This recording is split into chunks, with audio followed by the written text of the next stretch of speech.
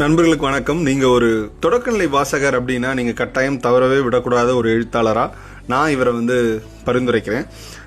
அவருடைய பேர் வைக்கம் முகமது பஷீர். அவர் மலையாள மொழி எழுத்தாளர். இவருடைய நிறைய நாவல்கள், குறுநாவல்கள் எல்லாமே தமிழில் மொழிபெயர்க்கப்பட்டிருக்கு. சுகுமாரன் அவர்கள், குளச்சல் மு யூசுப் அப்படின்னு நிறைய பேர் மொழிபெயர்த்திருக்காங்க. அதில் இந்த புத்தகம் மதில்கள் அப்படின்ற ஒரு குறுநாவல். மலையாளத்தில் மதில்கள் அப்படின்ற பெயரில் எழுதப்பட்ட இந்த குறுநாவல் சிறையில் இருக்கிற ஒரு ஆள் அந்த சிறையோட செவருக்கு அந்த பக்கம் இருக்கிற ஒரு பெண்ணோட அவருக்கு ஒரு நட்பு உண்டாகுது.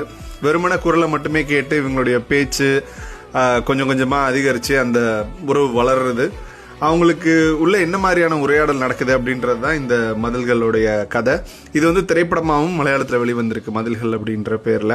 எனக்கு ரொம்ப ரொம்ப பிடிச்ச ஒரு குறுநாவல் இது. ஆரம்ப காலத்தில் நான் நிறைய பஷீர் அவர்களுடைய புத்தகங்களை தான் படித்தேன். பாத்திமாவின் நாடு, உப்பாவுக்கு ஒரு ஆணை இருந்தது, இந்த மாதிரி இன்னும் நிறைய புத்தகங்கள் இருக்குது. உலக புகழ்பெற்ற மூக்கு அப்படின்னு எளிமையான மொழிநடையாக இருக்கும். அண்ட் தமிழில் மொழிபெயர்க்கப்பட்ட எல்லா நாவல்களுமே ரொம்ப சிறப்பான மொழிபெயர்ப்பாகவும் இருக்கும்.